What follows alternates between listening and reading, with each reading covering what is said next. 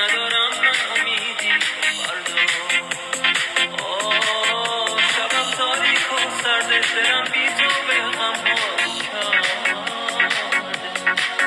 برای عاشقی چون من سکوتی چنین آغاز مرگه